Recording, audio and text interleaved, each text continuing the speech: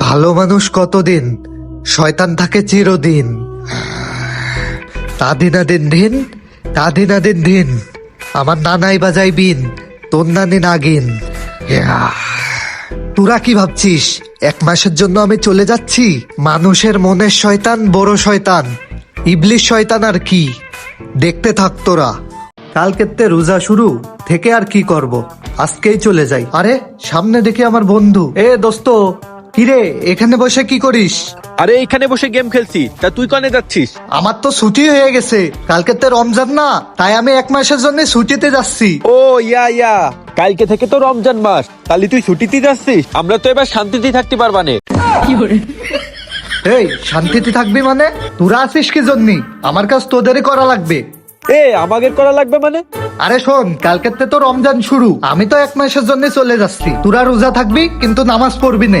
বাড়িতে যদি ফোন দিয়ে শোনে নামাজ পড়েছিস কিনা বলবি হ্যাঁ, এই যে হুজুরের পিছনে বসে তসবি গুনছি। মিথ্যে কথা সারা যাবে না। আর শোন, সবার নামে বদনাম করে বেড়াবি।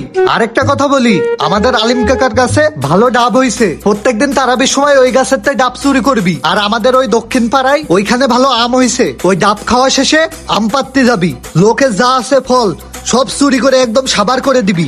আর শোন, এলাকায় যে ভাবিগুলো আছে না, ভাবিদের দিক বেশি করে নজর দিবি। আর সিঙ্গেল কোনো মেয়ে যদি যাই তারে ইপটিজিং করবি। ও হ্যাঁ, কালকে তো একদম ভালো থাকা যাবে না। তুই একদম ঠিক কথা কইছিস। এই তো বুঝে গেছিস, যা বললাম মাথায় রাখবি। আমার কাজ তোদেরই করা লাগবে। থাক তাইলে আমি গেলাম। আচ্ছা ঠিক আছে, যা, দেখা হবে নে।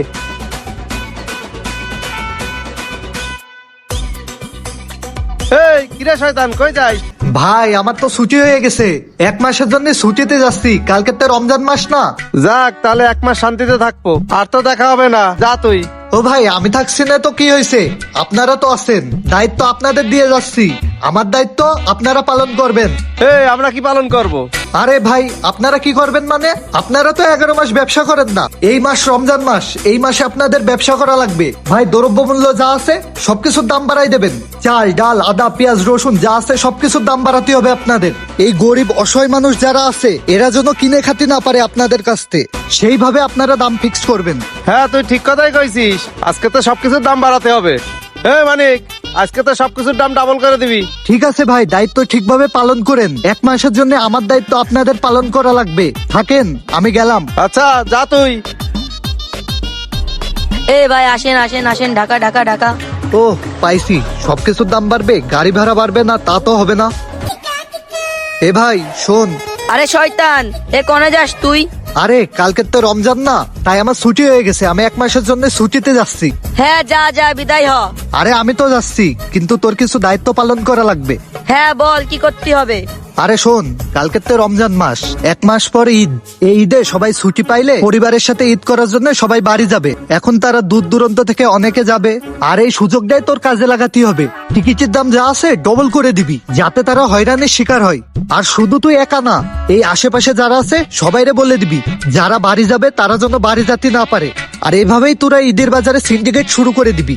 হ্যাঁ তুই ঠিক কথা বলেছিস, এটাই আমাদের করতে হবে। থাক, আমি 1 মাসের জন্য গেলাম। আচ্ছা যা। সো গাইজ, 1 মাসের জন্য তো চলে যাচ্ছি। আর আমি ব্যবসায়ী ভাইদের, আশেপাশে দোকানদারদের বলে দিছি, তারা দাম বাড়ায় সিন্ডিকেট শুরু করে দেবে। আর আপনারাও হয়রানির শিকার হয়েন। টাটা, দেখা হচ্ছে 1 মাস পর।